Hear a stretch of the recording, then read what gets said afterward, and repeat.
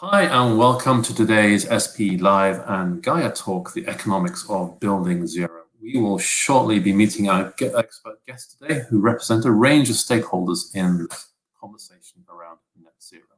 Now, net zero is the popular term for achieving net zero emissions of greenhouse gases. So human-caused greenhouse gas emissions are balanced out by removing greenhouse gases from the atmosphere. And we are today focusing on CO2. Using Europe as an example of global efforts, we take a look at the business strategies, drivers, technologies, infrastructure, policy frameworks behind net zero. Additionally, the conflicts and dilemmas facing industry and policymakers. How do we demonstrate strategy and scaling effectiveness? What are the roles, obligations, and opportunities for oil and gas? My name is Niels Corgerson-Low. My pleasure to be your guest host today. New to SPE Live, check us out on social media, hashtag SPE Live, or look for us on SPE.org.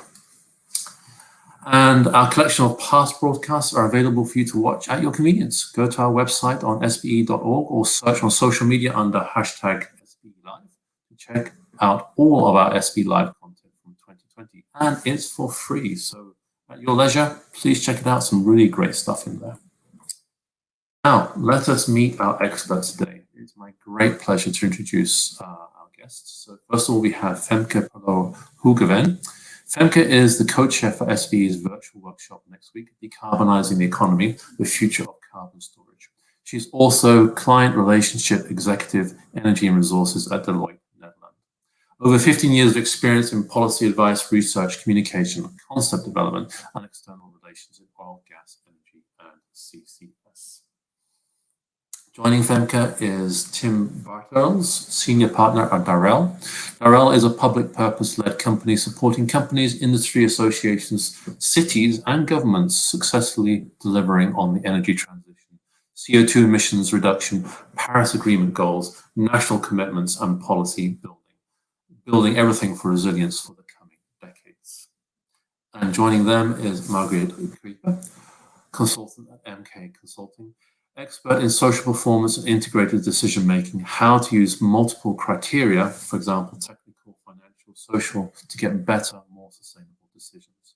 And as importantly, Margriet is expert in CCUS. She was the project manager for Shell NAM, Barendrecht CO2 storage project, and represented Shell NAM on all external CCS partnerships for around 10 years. Femke, Tim, Margriet, welcome to SPE Live. It's a real pleasure to have you all here. Thank you for joining us today. So a quick overview of what we'll be talking about. Europe as an example, global efforts, business strategies, technologies, infrastructure, projects, policy frameworks to make net zero work. How do we make net zero work for business society? Who is responsible?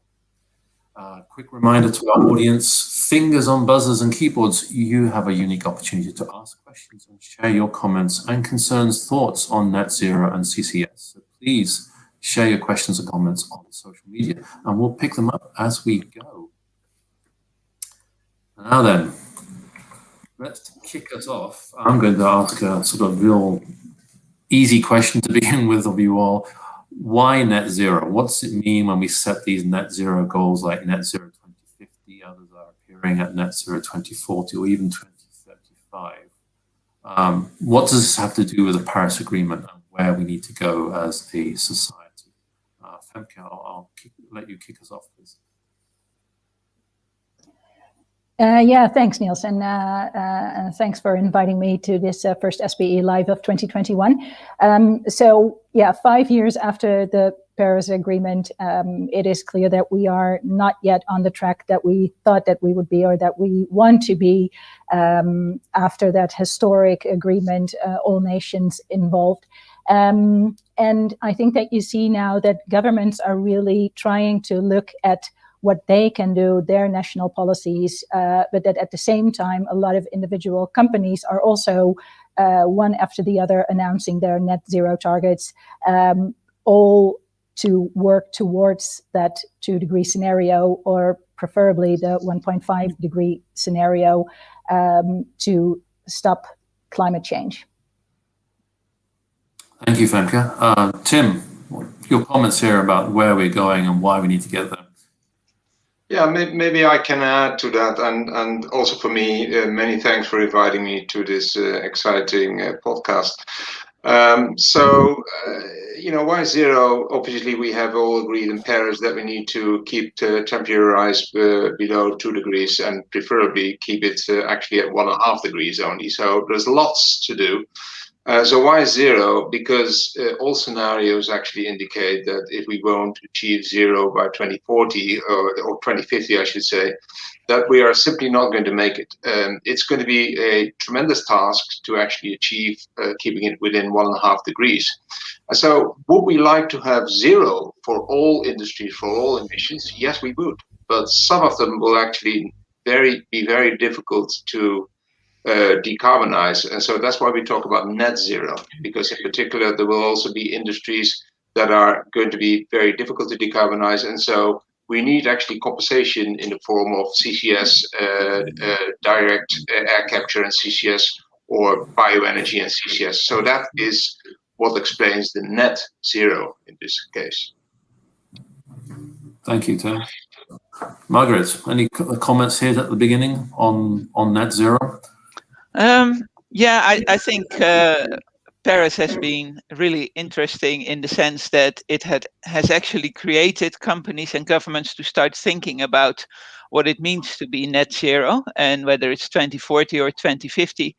It really is a game changer from 80% or 90% reduction, because if you have to get to net zero, exactly what Tim said, that means that anything that you're still putting in the air, you have to compensate for by removing it again from the air and storing it somewhere. So I think it's been a real game changer for CCS and for what the role of CCS is, and probably we will get to that later. But especially the carbon removal role of CCS in the future is also more and more important, I think. And from that perspective, I would also like to emphasize that already now we have to go beyond net zero. Net zero is nice, aspirational, but it is extremely likely that that's not the end point, and that we will have to have a net negative phase in the second half of the century. Thank you, Margaret. That's a very interesting point that you brought up at the very end there, that we may have to go beyond net zero. So, you've all mentioned Paris agreements already help galvanize industry and society to help reach these targets for limiting temperature change due to CO2 and greenhouse gases. So you mentioned also that carbon removal, CCS, are important parts of that. So I guess that sort of leads me on to the next question, really, is what are the end-to-end components or the value chain of net zero? So what are the technologies that we need to actually help us get to there? Not just the technologies, but also the policies and regulations. Let's maybe start talking about that. So Tim, I'll let you go first here, and then Margaret, perhaps you can add. Yeah, I would like to emphasize what Margriet said, that Paris really gave us all, society, industries, and stakeholders a good feel for what is needed. So now we set a stake in the ground. We know what we have to deliver. So now the question is, how are we going to deliver that? And of course, there's lots of opportunities in the mix, and I think we have to deploy all of them, and we have to do it fast. So. But it really helps the momentum of things like carbon capture and storage that I'm particularly involved in. And so I notice in the progressing of CCS, for instance, in the Netherlands, that it's very helpful to have subsidies now available, that we have people in Brussels speaking much more about carbon capture and storage than they did, let's say, 5 years ago. So I always say that it is very useful to have a combination of sticks and carrots, as I would call it. So carrots in terms of subsidies, and sticks in terms of taxes. And so that really changes the game. And if we can implement this in a fair manner for industry, then I think that is certainly something that helps very much. Thank you, Tim. Margaret, you've worked a lot on this, and I think you've also been talking about carbon take-back obligations. Perhaps you want to mention that here. And sort of as one of the Yes, I definitely would like to mention that. For the last year or two, I've been working on something called a carbon take-back obligation, and the simplest way to describe it is to say that it's a policy, a regulation that basically requires somebody who takes carbon out of the ground to also put carbon back into the ground. You can compare it to recycle schemes where producers are made responsible for example, taking back in empty cans, empty glass, electronic products, car tires. More and more in the circular economy, we want producers to also think about the waste phase of their product. So what happens after the consumer has used the product? What happens to the waste? And in case of fossil energy, of course, the waste is carbon dioxide that goes usually into the air. But with CCS, of course, we try to collect it and put it safely underground so it cannot do any climate damage.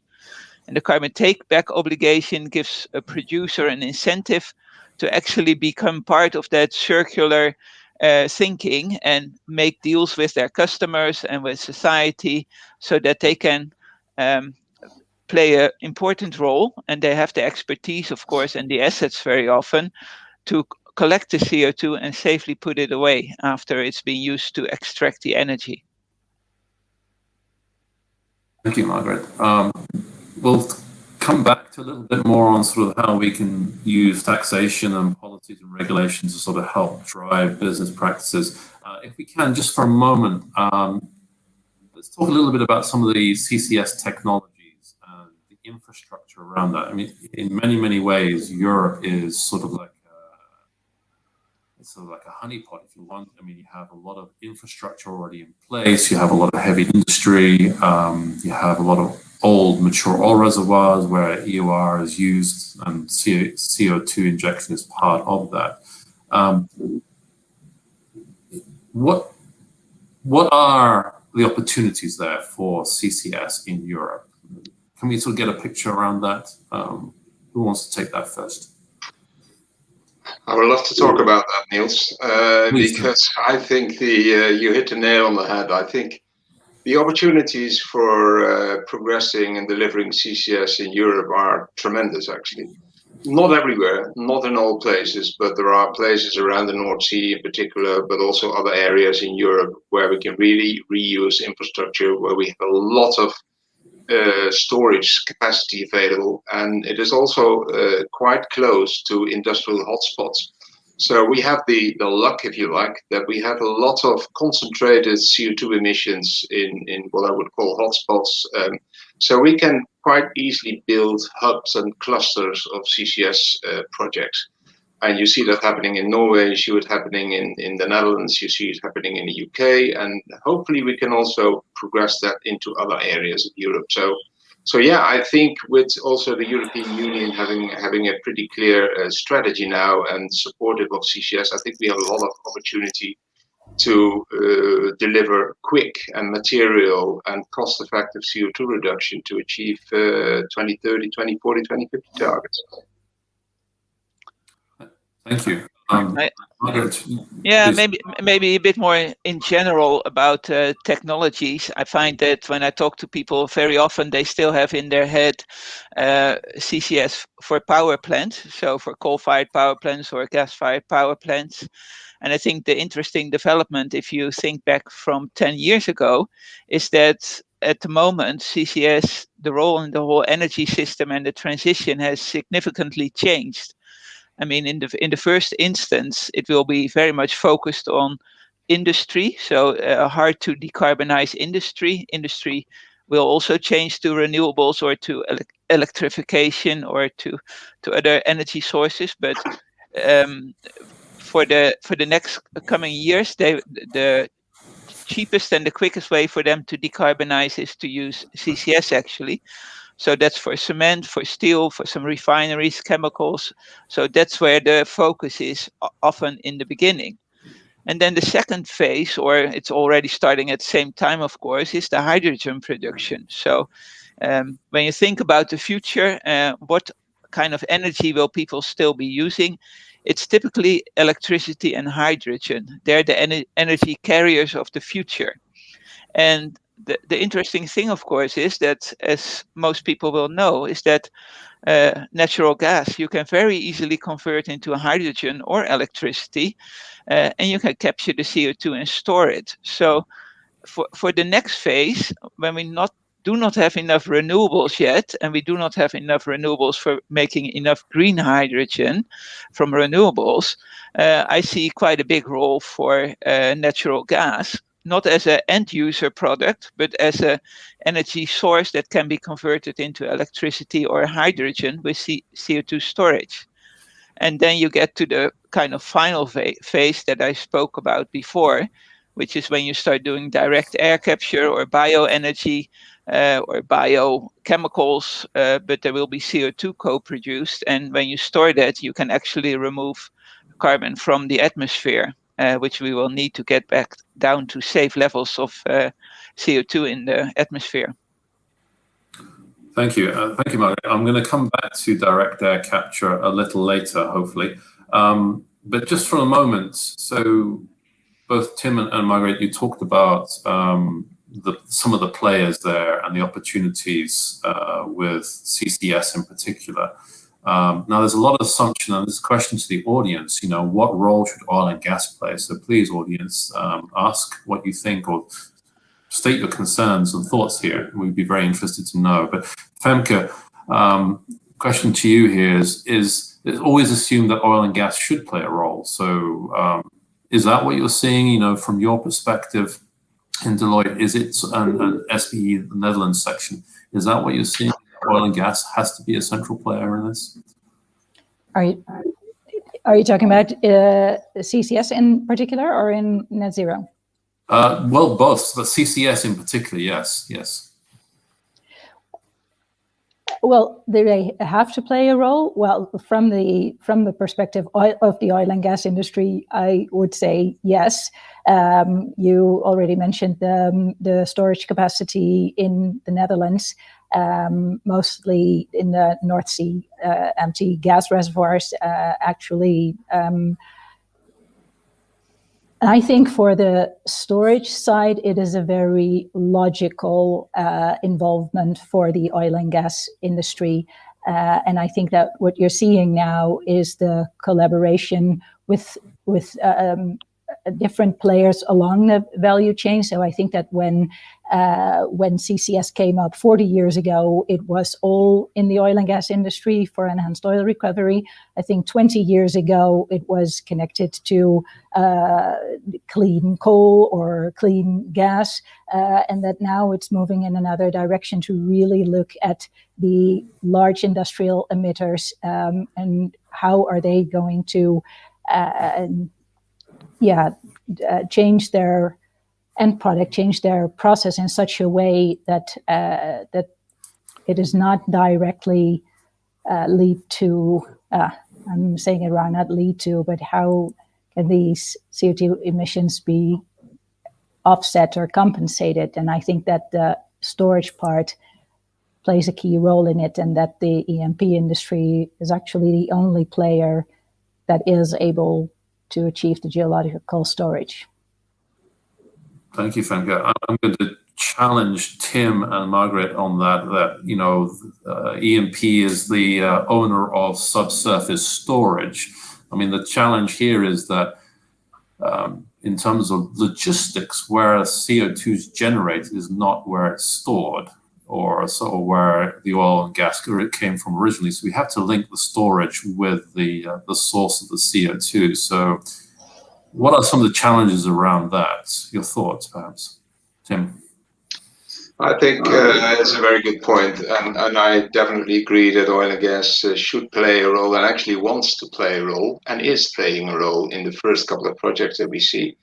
So one of the biggest challenge of the infrastructure is that you have always this chicken and egg problem. The capturers won't capture CO2 if there's no transport and storage to store the CO2, and transport and storage will not be built if there aren't emitters that capture the CO2.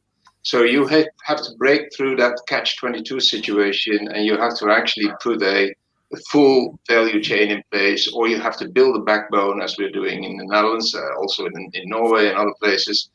You have to just put that backbone in place so that you can connect multiple emitters. And so that's a typical thing you have to break through, and you have to just start doing. And another point is, of course, the potential to reuse the existing gas infrastructure. In many places, gas is going to be phased out over a while, and that may take a while, but it will happen. Some pipelines may become available, which can be reused for CO2 transport if you refurbish them and under conditions. So that's very valuable and is very useful to go forward. Still, you need to have the investors, of course, that put their money into this, and this all depends, of course, on what I said earlier, the subsidies and the taxes, to make CCS a commercial value chain. Thank you, Tim. Margriet.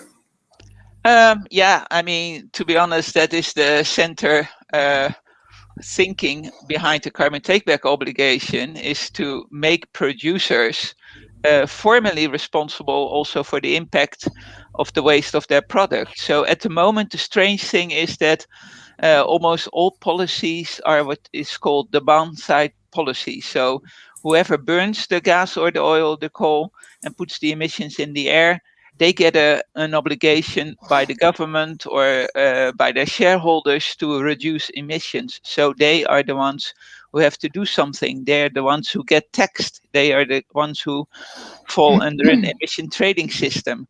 What you're saying with the carbon takeback obligation is make the producers responsible for that there is an increasing amount of the CO2 actually captured and stored, so that the kind of moral responsibility that these producers feel, and that a lot of NGOs and investors, they're all targeting the oil and gas companies. They rarely target the steel industry or the cement industry, who actually have the emissions. So society as a whole already thinks of the oil and gas producers as being very responsible for climate change and for the impact of their product. What we're suggesting is, well, just formalize that responsibility, and then it will be far easier also for the oil and gas industry to move ahead and to regain trust of society, because they can actually compete at a level playing field in cleaning up fossil carbon use. Thank you, Margriet.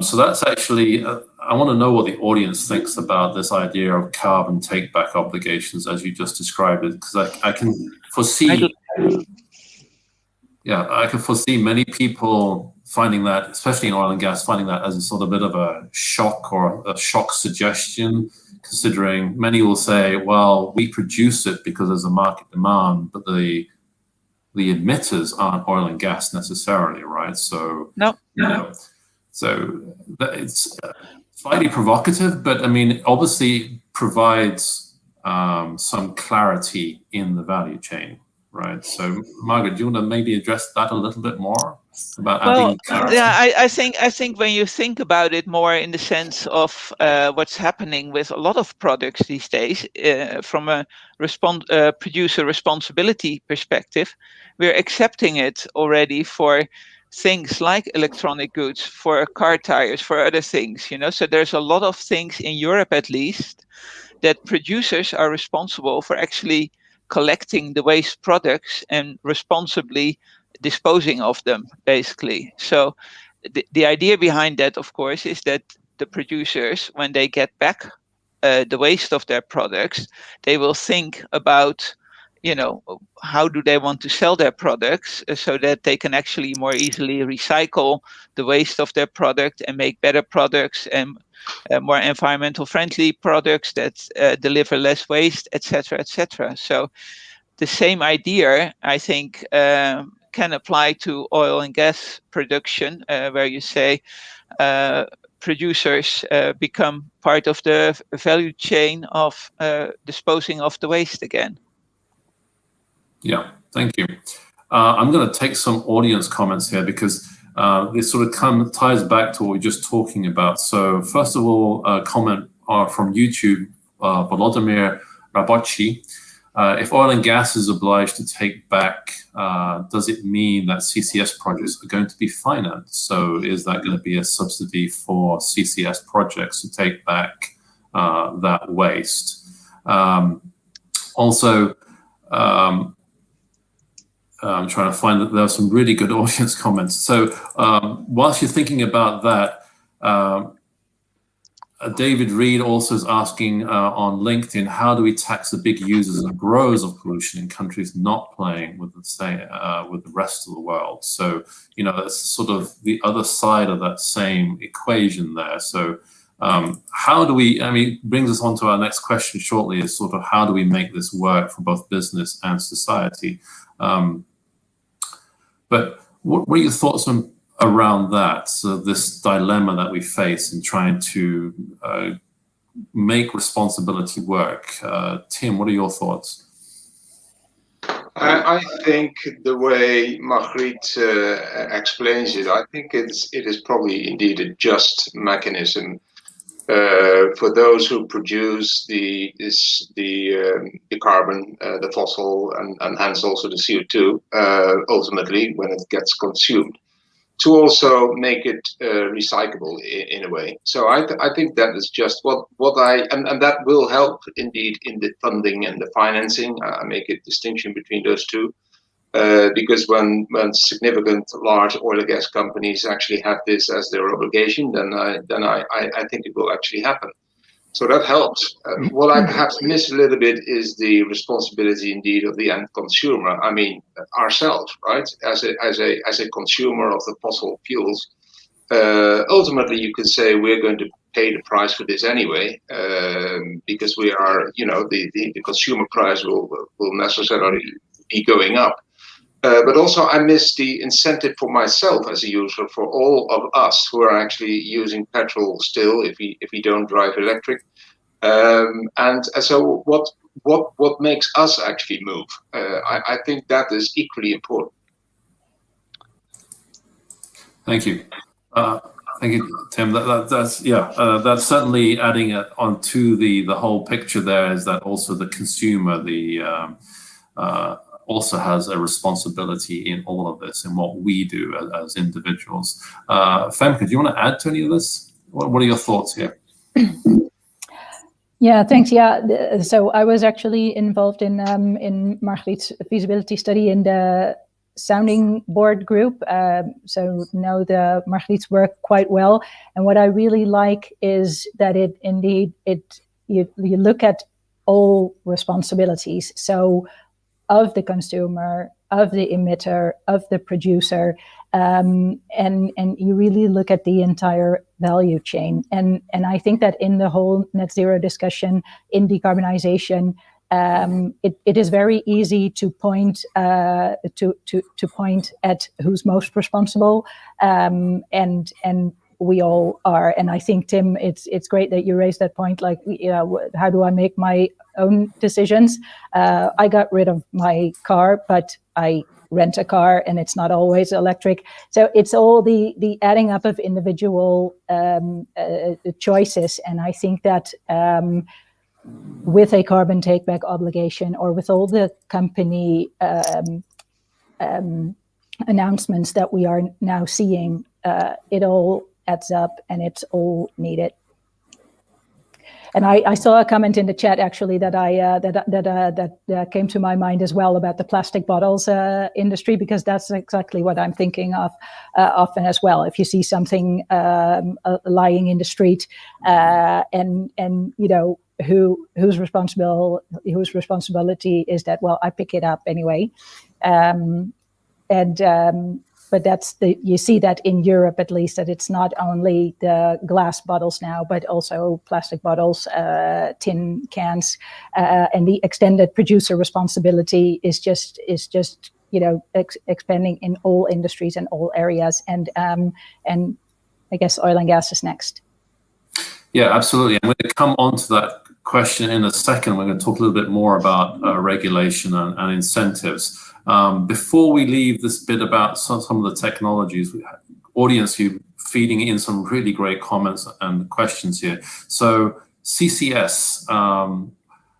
There's some questions. So Ismail on LinkedIn, why saline aquifers as CO2 storage sites are not allowed in Europe. Is this the case? Are we only looking for CCS in oil fields or all? No. No, we're not. Okay. No. So There are projects alike that are also storing CO2 in saline aquifers. In particular, in Norway, they do that. In the Netherlands, we've been focusing so far on depleted gas fields, but they are equally valuable for different reasons. I think the UK is also looking at saline aquifers here and there offshore. So there is no reason not to. Certainly, I think, saline aquifers allow you to have CCS closer to the emitters or the major emitters rather than having to transport the CO2 offshore to remote oil fields. And that was a question earlier from Janine Perlot, I think on LinkedIn. Yes, oil companies need to become part of the solution. And she was actually making comments earlier about the need to upgrade infrastructure because CO2 is so corrosive. So that's an additional dilemma there. Let's see if we can. Please, Mark, sorry. Yeah. CO2 is only corrosive if there's water in the pipeline also. So it's really a matter of making sure your CO2 goes dry into the pipeline, and then really there is no corrosion issue. So it does play a role for wells where it's more difficult to exchange materials sometimes, but in general, it's a matter of making sure the CO2 is transported dry. Thank you. Thank you. Yeah, very good point there on the corrosivity and the point of water making it corrosive. Let's see if we can turn to the sort of the regulation incentive piece, policy piece, taxation. So how do we make net zero work for business and society? Regulation, taxation, commoditization, carbon pricing, take back obligations. We've talked about it, but perhaps talk about it a little bit more. We've got some great audience questions coming in. Nigel Wright on YouTube says oil sales bound to be an IOU for future carbon capture, which is accumulated in corporate accounts. So, that's one thing. I'm trying to trace back another comment. So Adrian Southworth, again on YouTube, saying, I don't think that all oil and gas businesses will be in a position to deal with the expectations that they are responsible for CO2 emitted by users. They would be taxed as a penalty, is a question. So this question to everybody, please, how do we make this work? Well, I don't think the emitter. Just to be clear, the emitter is still responsible for her emissions. So they get taxed for that. They get put in an emission trading system or whatever in Europe, at least the large emitters, and so they are responsible for the capture side of capturing the CO2. But they would. What we're saying is that. Just like producers of other products have to set up a collection system for responsible collection and recycling or disposal of old car tires or electronic goods or batteries, producers would be setting up a system, a pipeline and storage area for CO2. So they would work together. I think there is definitely that will create the most rapid emission reductions if there is pressure both on the emission side from taxes or from emission trading system, and there is pressure on the production or producer side from a carbon takeback obligation. I mean, in the end, if you are serious about net zero in 2050, for example, that does mean that all of the carbon that you take out of the ground has to be compensated for carbon put back into the ground or taken out of the atmosphere, basically. So that basically means that the stored fraction is 100%. And all we are doing with the carbon takeback obligation is legislating that to make sure that you get to that 100% in 2050. and assigning responsibilities so that all the value chain corporation, I think BP and Shell are doing great at the moment. They're all working with cities, with different customers like aviation, shipping, others, to see how can we decarbonize for this specific sector or industry. How can we come up with a good plan to decarbonize their energy use on time so that they can be net zero and that they can still have energy.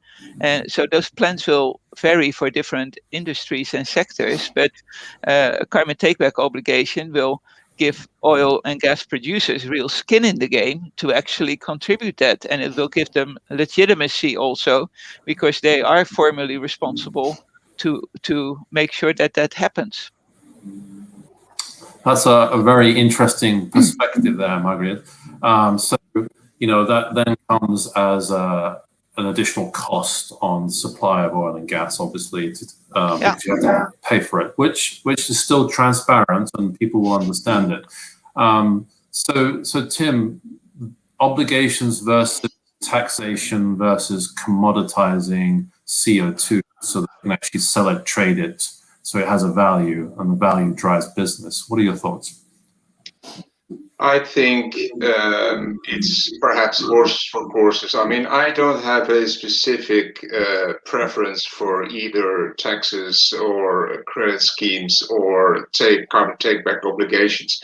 I think the main point is twofold, actually. One is that we have to start pricing the true costs of carbon emissions into our products. And we will have to pay for that. And it's going to be it's producers and consumers alike. So, carbon prices of maybe 100 euros a ton or 150 euros a ton, I don't think they will be outrageous, actually, in the years to come. Because if we don't do that, we will not achieve net zero. That's my firm belief. So I think we will have to start pricing in the true cost of emitting CO2 in whatever we do, whether we use cement or steel, or whether we fly to from here in the Netherlands to Barcelona and back. You can't do this without pricing in the CO2 that you emit in doing so. So that's one thing. I think the other thing that we have to keep in mind is a fair level playing field. So we have to implement these things such that we actually do it across the board, right? Because it's going to be very difficult to do this in one particular country only, because you run the risk, of course, that the industry will move to another country. So we have to have fair mechanisms to implement these kind of things, and what mechanism you then choose for that. For me, it's a bit whatever fits actually in the local context.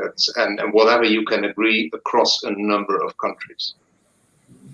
Thank you, Tim. So Femke, I'm going to pass it over to you. So Tim just mentioned there, and echoing what Margriet was saying earlier. So true cost of CO2 emittance, trying to establish equity, fair mechanisms, joint responsibilities between producers and consumers. Again, what's your perspective there, particularly as, looking at a sort of Europe perspective, cross borders? How do you think it's going to work, or could it work? If I just before I answer that question, I'd like to very briefly follow up on one of Margriet's comments. So the work that Shell is doing with customers in key sectors. So we did not prepare for this, Margriet, but I actually have those reports right next to me. The decarbonizing shipping report from Shell, and the decarbonizing road freight, because actually those were joint studies between Shell and Deloitte. But that was a coincidence, not prepared. But I agree that I think that these are great examples of how a major IOC is actually looking at what are the industries that in this case Shell is working with, and what can an oil and gas company do with its the customers that are the major emitters and are actually the emitters that have the hardest time in reducing their greenhouse gas emissions. So the collaboration of looking at what can I do on the producer end and how can I help my customer, I think is very important. And Niels, you asked something about the European framework. Can you maybe repeat that part, please? Yeah. So really, people see Europe as a whole. Paris Climate Agreement, Europe, EU. They sort of see it as a homogeneous mass, and it isn't. It's a collection of 27 different countries trying to work together. Is it as homogeneous, do you think, for climate and CCS, or are there still conflicts and things within Europe? No, I think in particular on CCS you see some differences. So we talked about saline aquifers in Europe, and then the key projects that uses that Northern Lights is Norway, which is of course Europe, but it's not EU. Then we have the project in the UK, which is also Europe, but not anymore EU. I think that we're all close together. We're all very closely watching the developments in the regulatory space, and I think that in the UK they are looking at the Netherlands. In the Netherlands, we are looking at when will the government take a comparable decision, like in Norway. We're looking at each other, and I think that we're also. If one country progresses, then that's good for the other countries, either in the EU or more broadly speaking in Europe. But I would not call it as homogeneous as may appear outside of Europe. I think we have to get away from the idea of homogeneous also. I mean, Spain has lots of nice solar energy, which we don't have here. So there's countries with excellent wind opportunities or biomass in the northern countries. So I think the old idea that everybody should be copying the same kind of model towards net zero, I really don't think is smart anymore. So yeah, the countries around the North Sea, what Tim said, they're ideally placed to do CCS and to kick that off. And to what extent that then goes to all of the Europe, or some countries maybe fully electrify and make green hydrogen and don't do any CCS, that's perfectly valid too. Can I build on that? I very much agree with that. I think each country in the EU has its strengths, right? And you should really build on the strengths and see what each country can contribute. And that's exactly what's happening, I suppose, in the national strategies. And I see Brussels actually as the kind of the orchestrator to make the most of all, right? To ensure that 1 + 1 + 1 = 4, right? So to really bring out the best of each of those countries rather than everyone doing the same, because that wouldn't make sense, I think. I was gonna quickly answer a question that came by, which often comes up of, how much does that actually add to the price of fossil carbon if you have a carbon take-back obligation? So we did the calculations for natural gas in the Netherlands, and basically we assumed a 10% carbon take-back obligation in 2030. So as I mentioned, it will go to 100% in 2050, but you start low and you slowly increase to that 100%. When you're at 10%, actually the increase, so what we call the carbon storage surcharge, so you get a surcharge on your gas bill for 0.7 cents, so less than a euro cent per cubic meter. And keep in mind that at the moment, consumers already pay 80 cents per cubic meter for natural gas, and industry around 20-25, I think. So that is a fairly small amount, because you basically share all the transport and storage costs over all the gas consumers in the Netherlands. Thank you, Margriet. That actually brings us up to the sort of next question, is how do we build trust and demonstrate the effectiveness of strategy and scaling? And we've had lots of comments here in the audience. So first I'm going to just turn to Maggie Hanna on YouTube. She's saying in Canada and Alberta, we have 3 levels of carbon pricing. So it's really echoing just been said about how we can price and make it transparent. And I think, Margriet, what you were saying there is sort of it comes back to this question of effectiveness of strategy and scaling, is how do we demonstrate transparency to the consumer and to business to say, actually, this is, achievable, providing we do it in the right way. And then a question again from Nigel Wright on YouTube: scalability of CCS is crucial, hence energy majors, transport investors over the long term need to build that into their costs for their. So Tim, scalability and pilots, how do we demonstrate, how do we gain trust around this? Yeah, that's a very important question, a very good one, and it's crucial that we do this right, I think. So the way I think CCS should develop and is actually at the start of developing is that at first we started with single source project, right? One emission, one storage, and then one value chain. A small project, maybe 1 million tons per annum. I think we then move into multiple source, multiple sink, which I would call hubs. So you actually increase the number of emitters that connect to the transport and storage, and you increase the storage. And then I think the third stage is that you start creating hubs of hubs. You start connecting those hubs. And so in doing so, you develop a lot of learning and you create a lot of scale such that you reduce the unit cost. And you can demonstrate to all the stakeholders and all the players and all the young engineers that can actually go into this kind of business that this is something that is commercially viable and is actually a very cost-effective CO2 reduction mechanism that drives a lot of CO2 reduction in the short term.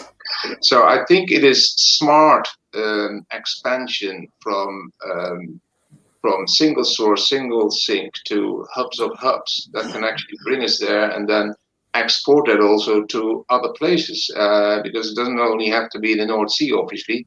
Canada, the US, China, Australia, we can do this in all over the world, and it's happening as this particular attendee was suggesting. Thank you, Tim. Margriet, you want to pick up on some of those from Tim and also from the audience there about that scalability and building trust? Yeah, building trust, I think, is a huge challenge. It varies per country, but definitely in the Netherlands, a lot of NGOs are still quite cynical of CCS and the risk of lock-in. Are we not going to use fossil energy too long? If we, they're more or less afraid that we'll solve the CO2 problem, I think, and that we suddenly can use fossil energy forever, and they want to transition to more sustainable energy sources. So I think there's a lot of conversation to be had around that, and also on how do you make sure that the emissions actually go down fast enough of continued fossil energy use. I think all new fossil energy projects at the moment in North America and in Europe, they have problems basically with permits, because people basically object to them, and they say we have more than enough infrastructure and reserves already on the books. We don't need to look for new oil and gas reserves anymore. As an industry, we know that's not really true, and that we actually probably will require that. But to get that story across in a consistent way, I think is quite a challenge, because for very good reasons, the outside world doesn't trust the oil and gas industry that much when it comes to these kind of discussions. So again, something like a carbon take-back obligation would basically give society also a sense of security that even if we open up another gas field or oil field, that it will also become an obligation for that new field to capture and store CO2. at 100% in 2050. So that takes away a bit the fear of being stuck with too many fossil fuels for too long and too many emissions. Thank you, Margriet. I think that's some very sort of sensible comments you made there, that, you know, the world needs energy and will continue to need energy, and oil and gas is going to play a part of that. And we need to find new sources of oil and gas. But at the same time, we should be taking responsibility for the long-term costs of that production. So through the obligations or similar, to say, okay, this comes at a cost, and we will then dispose of it in a responsible way. If I may add a brief thing to that, Niels, I think it is also, and that really speaks for carbon take-back obligations. It is essential that we also see industry as part of the solution, and not only as the emitter, because really we are going to need industry, big industry. I'm not only talking about oil and gas, I'm also talking about steel industry, cement industry, chemical industry. We're going to need them to drive the solutions that we need for net zero. So carbon take-back obligation, I suppose, helps in that, because they are going to have a responsibility, of course, for reducing their emissions. And so I think that's positive. Thank you. Femke, I think you wanted to add something here. Yeah, regarding the trust and the role of oil and gas companies. When I was preparing for the workshop, just at that time, there was I think it was a Bloomberg article talking about CCS as the most favorite decarbonization solution in the oil and gas industry, and I referenced that to a couple of people and in the industry, and they actually said, I don't think that it is my favorite solution. It's just a needed solution that we cannot do without. And if you just look at the scale that is needed to reach the net zero that we talked about in the beginning, with the millions of tons that are needed to be removed. So Margriet actually often uses the bathtub metaphor for the global carbon budget and how we should stay within that global carbon budget. Without CCS, that bathtub is just filling and filling. So that in terms of trust, that's something that I try to emphasize, that it's definitely not a lock-in solution, but that it's really a way to decarbonize the fossil energy use that we know we are going to have in the next 30 years. Yeah, thank you, Femke. Absolutely, and actually brings up a slightly thorny comment from a LinkedIn user. Here, they don't identify who they are, but ever greater taxation is an affluent concept that increases the cost of desperately needed inexpensive energy. So this brings up this question of energy poverty, and, you know... Yeah, I fully agree with it.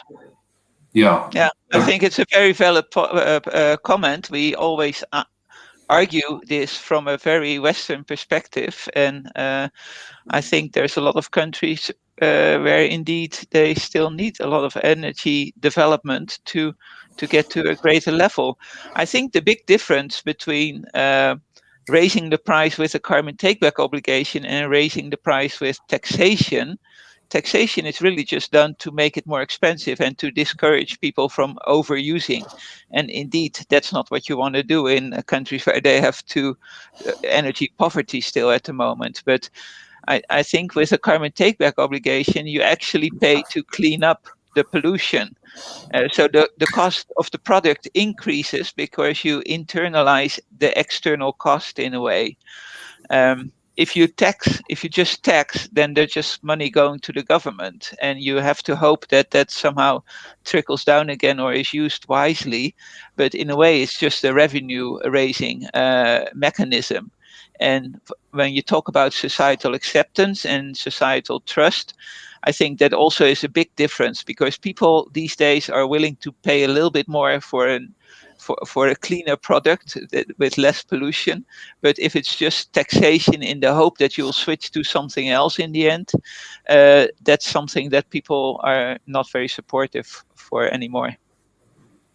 Thank you. That really adds clarity to that. Thank you very much, Margriet. That's really good. I just want to quickly ask you, Margriet, again, you mentioned direct carbon capture or direct air capture earlier and bioenergy. So there are, and it brings up the natural sequestration as well of CO2. We've been talking about CCS, injecting it subsurface, but there are alternatives. So, Margriet,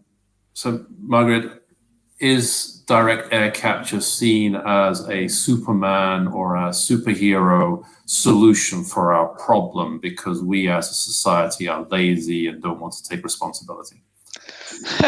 Yeah, that's the moral hazard of carbon removal technologies, indeed.